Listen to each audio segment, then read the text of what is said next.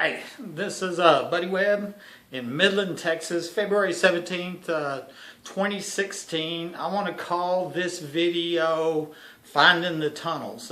This is an incredible story of where I was shot from ground level. A person in a tunnel or in a hidden basement under my home shot me 2 weeks after I reported a suspected tunnel to the El Paso DEA and then the Midland DEA, who never came and looked. So obviously somebody with Midland DEA is involved in that murder attempt.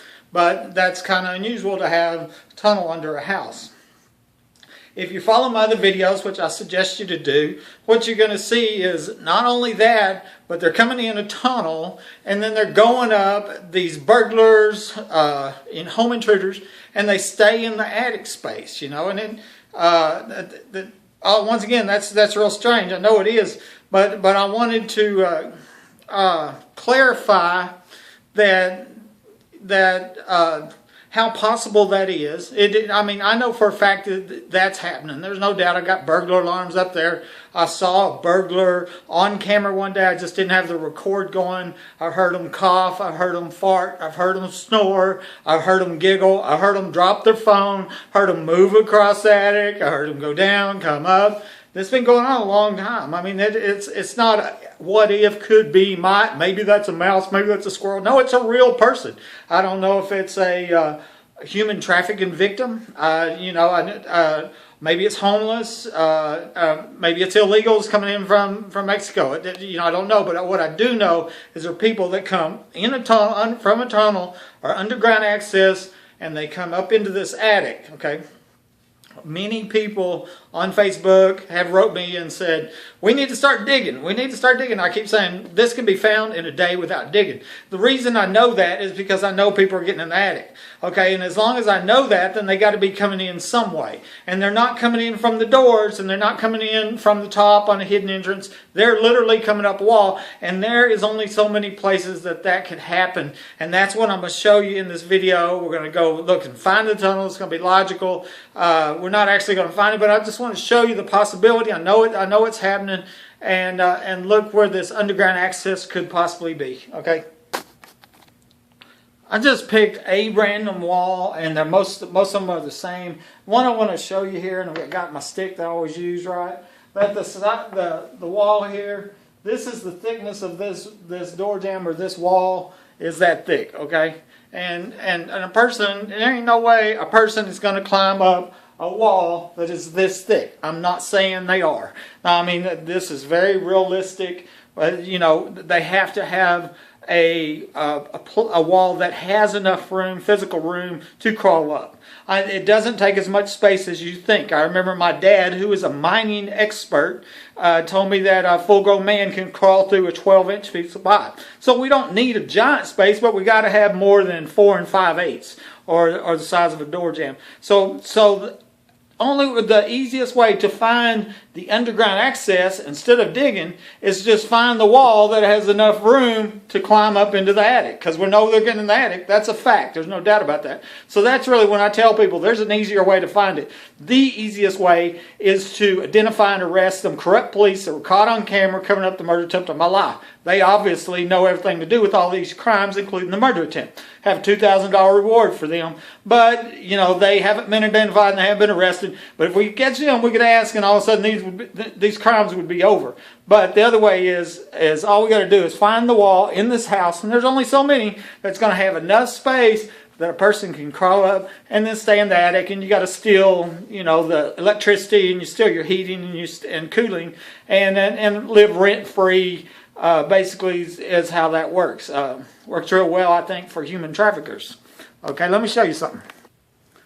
One of the spots that I've identified is around the fireplace. And I've showed you that most of the walls in the house you can eliminate because there's not enough physical room for a person to climb from underground or hidden underground access tunnel up a wall and into the attic. We know we're getting the attic. But here, I want to show you in this fireplace that what happens in this firebox, it curves in this way right here, back on the back side of this, on both sides of it. Okay, now I'm going to get out of the way here. You can see how it curves right here, and actually it's coming out like that angle, coming out like this angle, okay?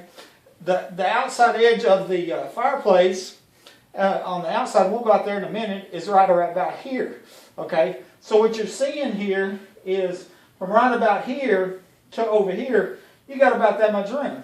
I calculated, measuring it, we got about 1.5 foot, 2 foot space on each corner back there on this fireplace, that if there is an underground access, you could climb right up into this attic, and there's actually head space up there, and I'll show you that on the outside. Another interesting thing about the fireplace is these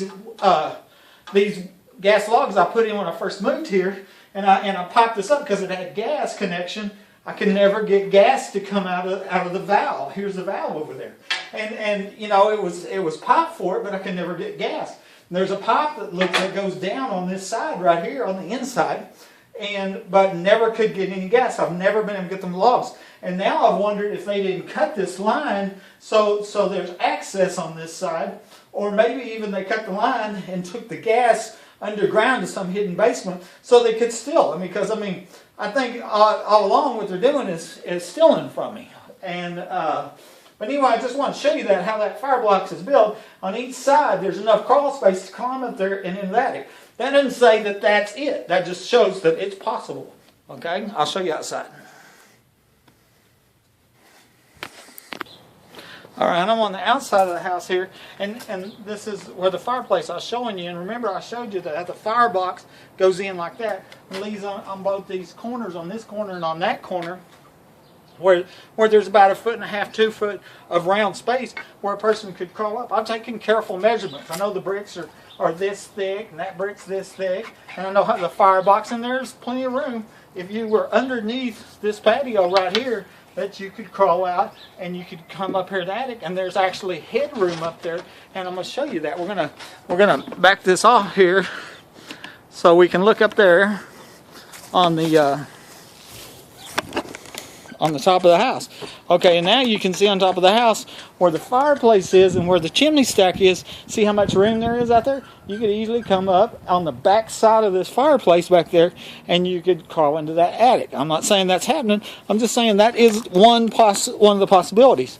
Here's another interesting thing right here that I'm going to try to lean this camera down here to show you, is that the concrete here, if I can get it down in here to show you, is right here.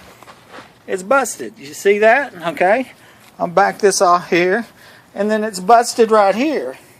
Okay, so it's busted right here, and it goes up right up to the corner of that fireplace. So let's back that out where the concrete's busted here, right? You see that?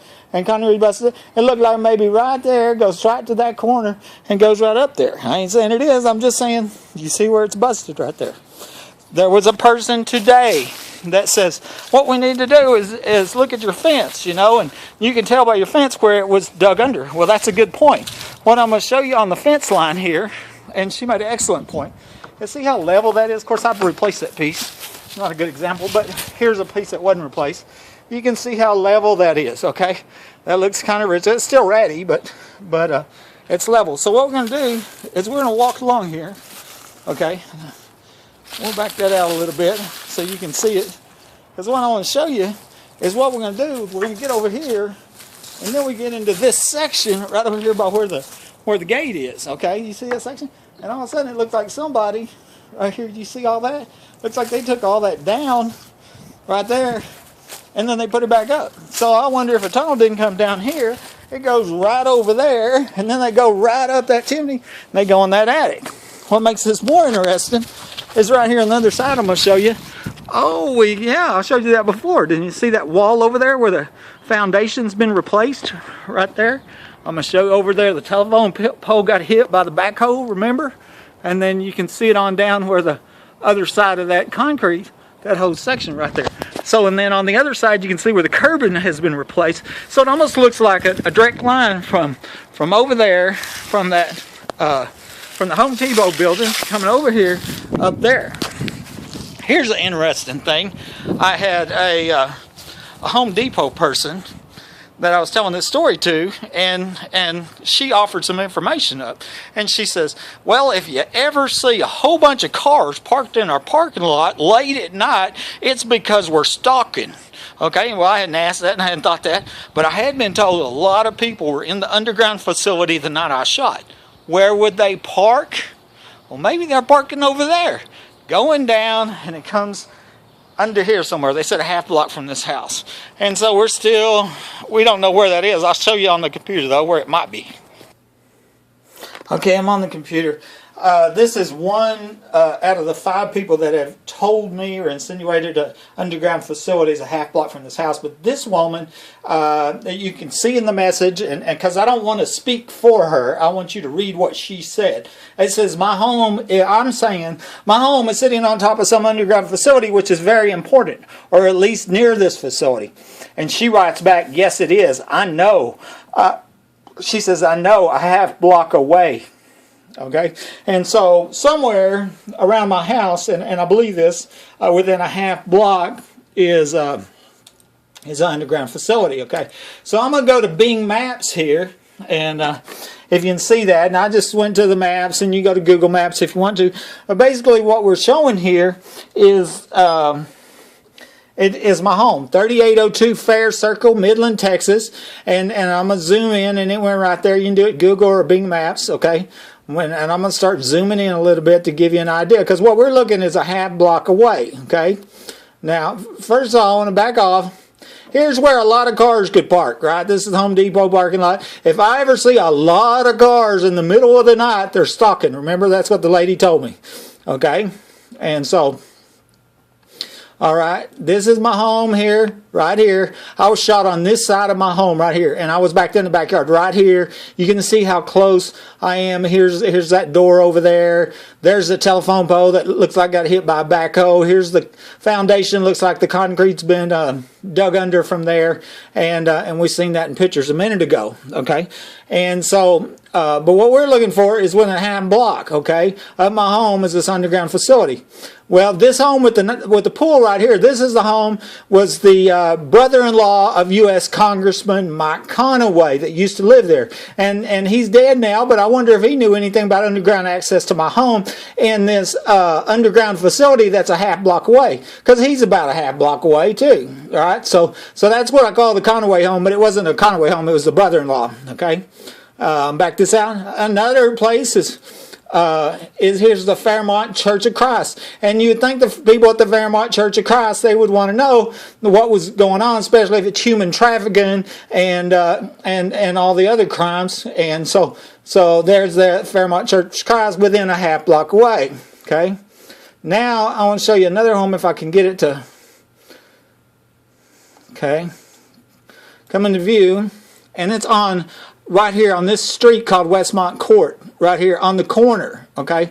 My home's here, and this home right here, I think it's 3900 Fairmont Court. One thing interesting about my home is the mortar was messed up on my bricks, and the contractor said it was from a foundation problem. Well, I mean, foundation means hidden tunnel and basement to me, right? And that's what caused mortar. Well, that house had the same exact mortar problem my home had, and they got that big lot there. So you know, there's another possibility. For maybe, you know, the underground facility over there, over here, over there. Maybe they parked in here and come in here. Okay, we know what we know, and we speculate on the rest, and it will be found out. I'm going to show you one other thing here.